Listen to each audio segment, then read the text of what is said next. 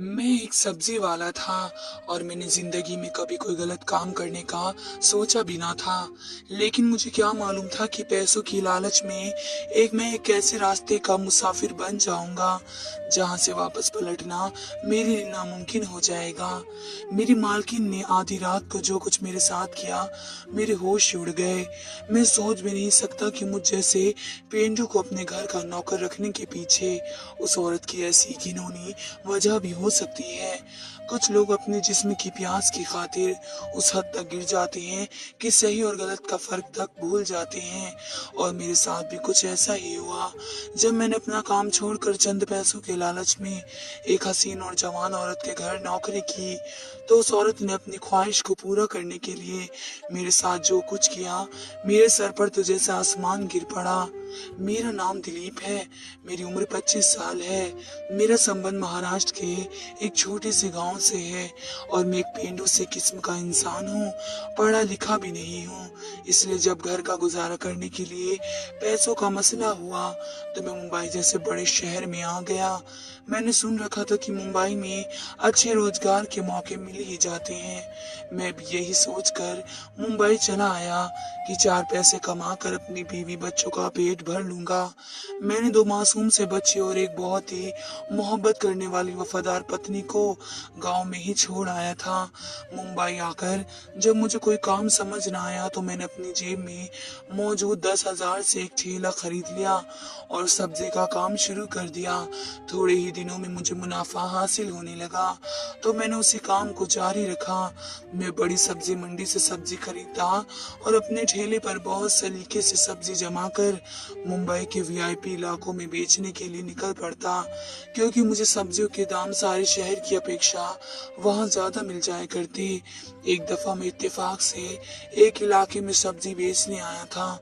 उस दिन मुझे अंदाजा हुआ कि मेरा मुनाफा रोजाना से कहीं ज्यादा हुआ है। फिर क्या था, मैं रोज ही उस इलाके में सब्जी बेचने के लिए निकल पड़ता। एक दिन दोपहर के वक्त मैं ऐसे ही आवाज लगाता अपने काम में बिजी था कि जब एक बहुत बड़े बंगले से एक खूबसूरत औरत निकल कर आई और देखे बगैर ही उसने काफी सारी सब्जियां खरीद ली। उसकी निगाह लगातार मुझ पर ही जमी हुई थी। न जाने उसकी नजरों में ऐसा क्या था कि मुझे कुछ उलझन महसूस हो रही थी। उसने सब्जियां लेने के बाद जैसे ही पैसे मेरे हाथ में पकड़वाए तो उसका नर्म नाजुक हाथ मेरे हाथ से टकराया और मेरे रोंगटे खड़े हो गए। आज तक मैं जब भी किसी औरत के हाथ से पैसे लेता तो औरत खुद इतनी एहतियात बरतती थी कि मेरा हाथ उसके हाथ से ना टकराता, लेकिन उस औरत का हाथ मेरे हाथ से टकराया तो मुझे लगा जैसे उसने जानबूझकर ये काम किया हो। जाते जाते एक खूबसूरत सी मुस्कुराहट मेरी तरफ उछाल कर वापस बंगले में चली गई। मैंने पैसे लिए तो मुझे उसने ज्यादा ही पैसे दे दिए थे। मुझे लगा शायद बड़े बंगले वाली है इसलिए ज्यादा पैसे दे गई है। मैं अपने नियम के मुताबिक अपना काम करके वापस उस जगह लौटा जहाँ मैंने एक छोटा सा किराए का कमरा ले रखा था और मैं अपने ठेले समेत उसी कमरे में रात बसर करता था। रह रह कर मुझे उस औरत का चेहरा याद आ रहा था। वो बहुत ही खूबसूरत थी और उसका अंदाज भी बिल्कुल अलग था। न जाने क्यों पहली दफा मैं अपनी पत्नी के बारे में नहीं, उस अनजान औरत के बारे में सोचते सोचते सोया था। अगले दिन भी मैं सब्जी मंडी से सब्जी लेकर उस इलाके में पहुंच गया। उस बंगले के आगे गया ही था कि मेरी आवाज सुनकर मैं दोबारा सब्जी लेने के लिए आ गई। मुझे ऐसा महसूस हुआ जैसे इंतजार में थी। आज भी मेरा चेहरा तकते हुए सब्जी खरीद रही थी और उसका ध्यान सब्जी से कहीं ज्यादा मेरी तरफ था। मैं बहुत ज्यादा खूबसूरत था, लेकिन इस बात का एहसास मुझे आज हो रहा था। अक्सर मेरी पत्नी कहती थी कि आप पूरे गांव के सबसे हसीन मर्द हैं, लेकिन इस शहरी औरत की नजरों ने मुझे इस बात का पूरी तरह एहसास दिला दिया कि मैं वाकई में हसीन और खूबसूरत हूँ। मैं 6 फीट का एक लंबा चौड़ा जवान मर्द था और हर गांव वालों की तरह तरह मेरा जिस्म भी कसरत से हरा भरा था।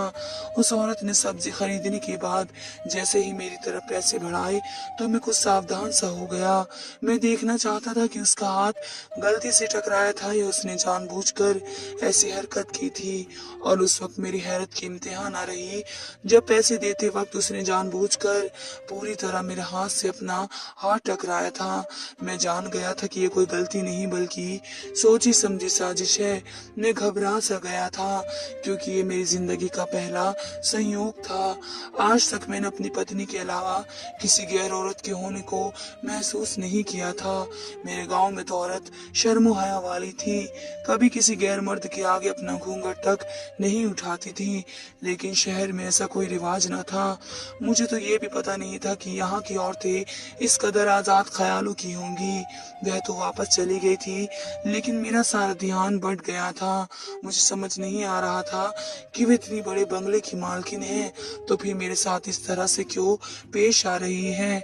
मैं तो एक मामूली सा सब्जी बेचने वाला था, मेरी औकात इसके आगे मिट्टी के बराबर न थी। उसने मुझे फिर से ज्यादा पैसे दिए और वे अच्छे खासे थे जिन्हें देखकर मुझे खुशी भी हुई थी। लेकिन मुझे उसकी इस कृपा दृष्टि का ये सिलसिला समझ नहीं आ रहा था। अगले दिन मैं फिर गया तो अब की बार उसने मेरा हाथ छूने के बाद वापस जाने के बजाय मुझसे बातों का सिलसिला शुरू कर दिया। वे मुझसे मेरे बारे में पूछ रही थी। मैंने सब कुछ सच सच बता दिया। वे खुद ही मुझे बताने लगी कि उसका नाम गौरी है, उसका पति और वह उस बंगले में रहते हैं और उसके पास दौलत की कोई कमी नहीं है, बस उसे एक अच्छे नौकर की जरूरत है। ये सुनकर मुझे कुछ हैरानी हुई कि वे एक शादीशुदा औरत थी लेकिन उसके बावजूद भी मेरे साथ इस तरह पेश आ रही थी जैसे कुंवारी हो। कुछ दिन ये सिलसिला यूं ही चलता रहा और फिर एक दिन वे मुझसे कहने लगी कि दिलीप, तुम अपना सब्जी का ये ठेला बेच दो और मेरे घर नौकर लग जाओ। मैं तुम्हें बहुत अच्छी तनख्वाह दूंगी और तुम्हें सर्द गर्म मौसम में गली गली घूमने से भी निजात मिल जाएगी। वे मुझे रहने के साथ साथ 40,000 रुपए की तनख्वाह ऑफर कर रही थी जो मेरे लिए एक बहुत बड़ी रकम थी। इतने पैसों का सुनकर तो मेरे होश उड़ गए। अगर मुझे पहले मालूम होता कि शहर में नौकरों को इतनी तनख्वाह मिलती है तो मैं पहले ही किसी घर में नौकर लग जाता। इतनी रकम तो मैं 4 महीने में भी नहीं कमा पाया था। मुझे पैसों की जरूरत थी क्योंकि मैं अपने बच्चों को अच्छी शिक्षा दिलवाना चाहता था और बस इसी लालच में आकर मैंने अपनी सब्जी का ठेला बेच दिया और बिना सोचे समझे उस औरत की ऑफर को स्वीकार कर लिया। उस औरत ने मुझसे कहा था कि वे जो भी काम कहेगी मुझे वे करना होगा। मैं काफी वक्त से शहर में अकेला था, इसलिए काफी सारे कामों में माहिर हो चुका था। किराए के घर से भी मेरी जान छूट रही थी। मुझे भला क्या मसला हो सकता था। मैं अपना जरूरत का थोड़ा सा सामान लेकर उसके बंगले के बड़े से सर्वेंट क्वार्टर में शिफ्ट हो गया। सबसे पहले तो उसने मुझे कुछ अच्छे कपड़े दिए और कहने लगी कि तुम्हारे लिए कपड़े बहुत ही पुराने और भद्दे हो चुके हैं, अब तुम्हें इन्हें फेंक दो और मेरे दिए हुए कपड़े पहनो। वे कपड़े बहुत ही अच्छे और महंगे मालूम हो रहे थे। मालकिन की मेहरबानी पर मैंने दिल से उनका धन्यवाद दिया। मैंने मुस्कुराते हुए कहा कि मालकिन, मैं आपके पति से भी मिलना चाहता हूँ ताकि मैं साहब को भी प्रणाम कर सकूं।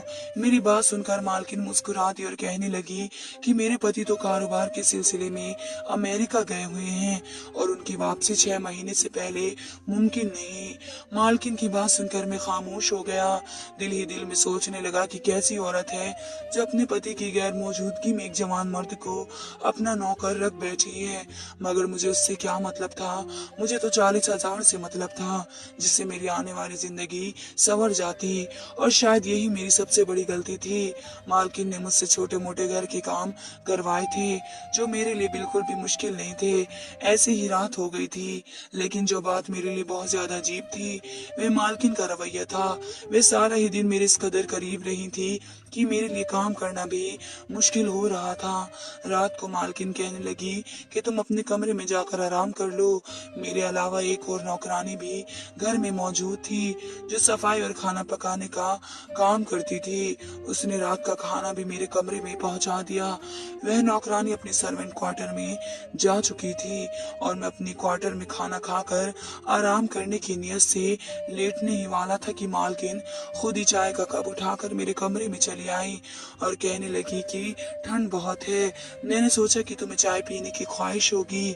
मालकिन बहुत ही अच्छे से तैयार थी और लाल रंग के कपड़ों में बहुत ही हसीन लग रही थी। जब मालिक घर पर नहीं थे तो मालकिन इतनी रात को किसके लिए तैयार हुई थी, मुझे तो ये शहरी औरतें समझ नहीं आई थी। खरीदारी के लिए बाजार भी जाती तो ऐसे सर दर्द कर जाती कि मैं उन्हें देखकर हैरान रह जाता। मेरे गांव में तो औरतें शादी के मौके पर भी इतना तैयार नहीं होती थी। मैंने चोरी छुपके मालकिन की एक नजर डाली। मुझे वाकई में चाय की तलब हो रही थी, इसलिए मैंने मालकिन के हाथों से चाय का कप लिया। एक दफा फिर मालकिन का हाथ मेरे हाथ से टकराया था और मेरे अंदर जज्बात पैदा हो गए थे।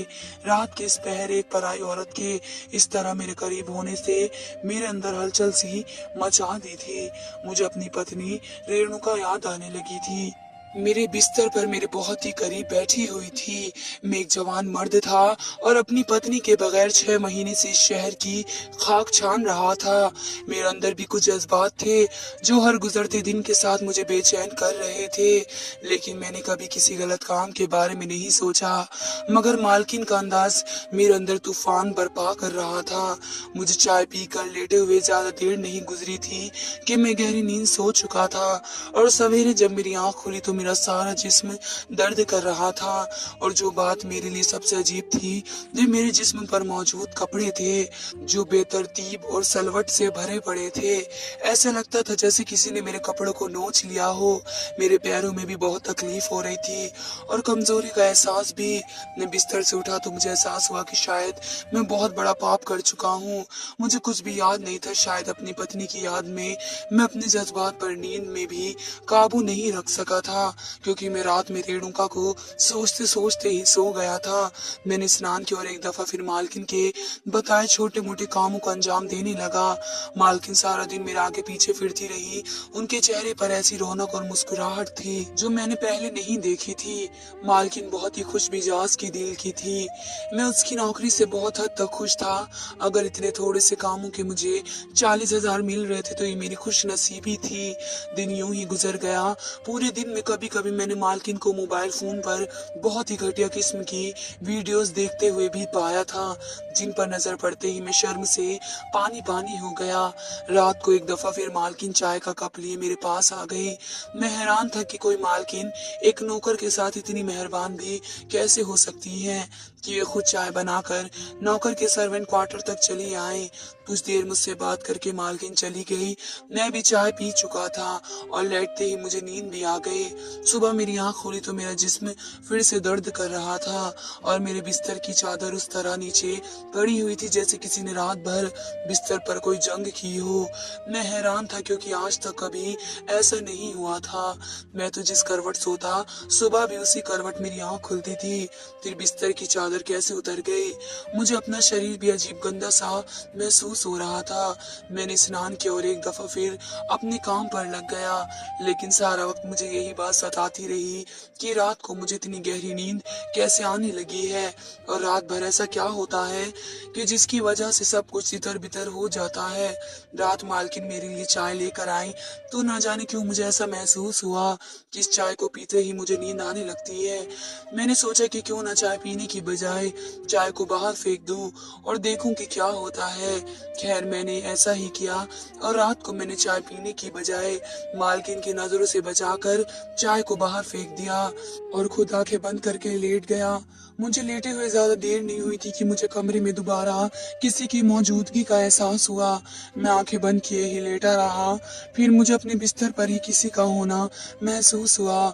कोई मेरे बहुत ही करीब लेट गया था और फिर मुझे जैसे ही अपने शरीर पर किसी हाथों का एहसास हुआ तो मेरी जान निकल गई। चूड़ियों के खनखन ने मुझे बता दिया कि ये कोई और नहीं बल्कि मेरी मालकिन है।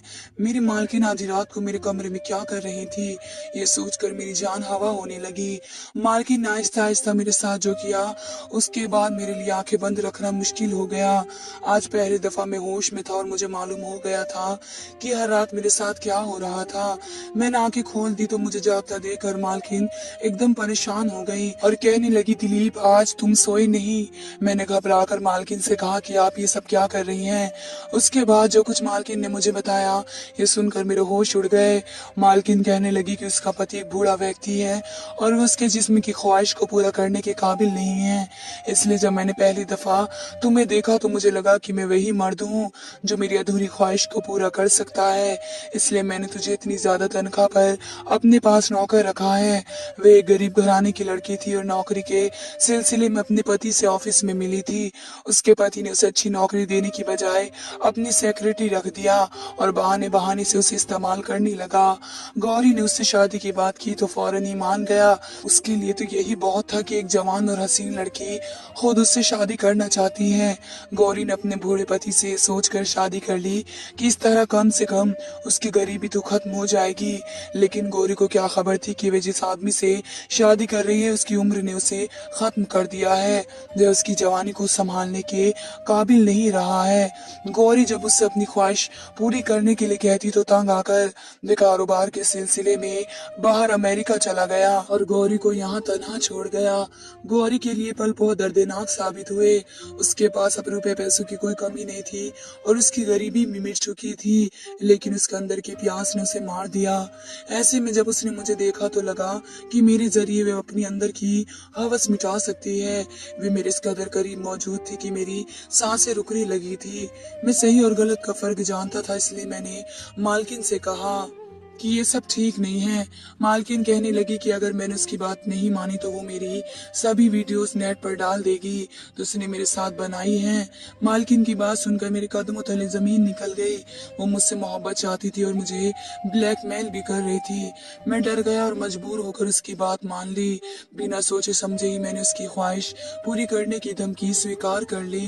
काफी देर तक वे मेरे साथ रही और उसके बाद वापस चली गई। मैं भी बहुत खुश था।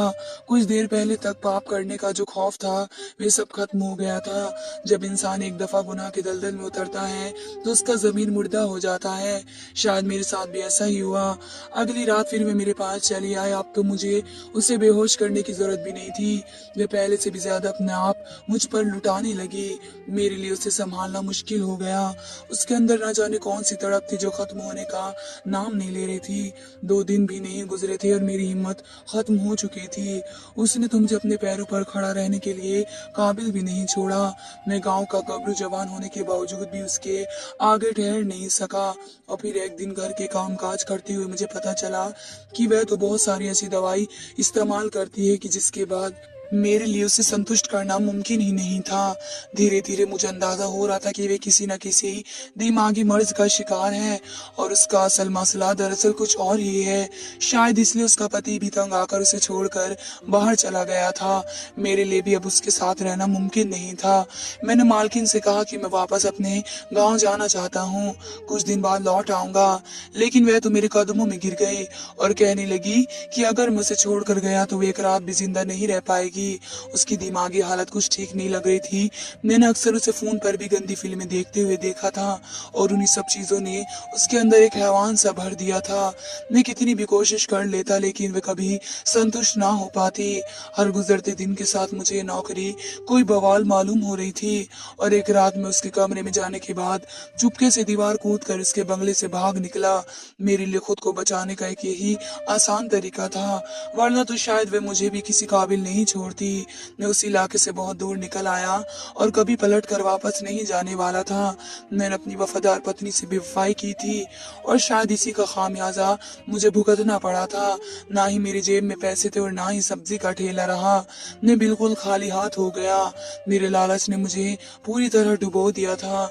जो पैसे मालकिन ने मुझे मिले थे वे मैंने अपनी पत्नी को भेज दिए थे। उसी रात मैं वापस अपने गांव के लिए रवाना हो गया। घर आया तो मेरी पत्नी मुझे देखकर मेरे सीने से लग गई और कहने लगी वे मुझे बहुत याद कर रही थी। मेरी 2 मासूम सी बेटियों का चेहरा भी खिल उठा था। वे मुझसे सच्ची मोहब्बत करती थी। वे बता रही थी कि उसने मेरे लिए भेजे हुए पैसों से एक ऑटो खरीद लिया है जिसके जरिए हम अपनी बाकी की जिंदगी आसानी से गुजार सकते हैं। मुझे तो मेरी पुरानी जिंदगी वापस मिल गई थी, लेकिन जैसे ना जाने कितने पेंडू ऐसी शहरी औरतों का शिकार हो जाते हैं और उन्हें कभी वापस लौटने का मौका भी नहीं मिलता। चंद पैसों की खातिर मैंने हलाल की कमाई को छोड़ दिया था। मैं शॉर्टकट से पैसे कमाना चाहता था, जिसकी सजा मुझे बहुत जल्द ही मिल गई थी। मेरी सभी लोगों से गुजारिश है कि कभी भी जिंदगी में कामयाबी हासिल करने के लिए कोई शॉर्टकट रास्ता ना अपनाएं, वरना आपका हाल भी शायद मुझसे अलग ना होगा। गौरी ने एक हफ्ते में हर रात मुझे जिस कदर दर्द दिया था, मैं उसे आसान शब्दों में नहीं बता सकता। मुझे पूरा यकीन है कि मेरे भागने के बाद उसने अपने लिए कोई ना कोई शिकार ढूंढ लिया होगा, क्योंकि वे एक दिमागी मरीज थी जिसे सिर्फ और सिर्फ जिस्म की ख्वाहिश थी। मैं नहीं जानता था कि उसने मेरी वीडियोस के साथ क्या किया होगा, लेकिन मैं इतना जरूर जानता था कि मेरी वफादार पत्नी मुझसे इतनी मोहब्बत जरूर करती है कि सारा सच जानने के बावजूद भी वे मुझे माफ कर देगी। धन्यवाद दोस्तों।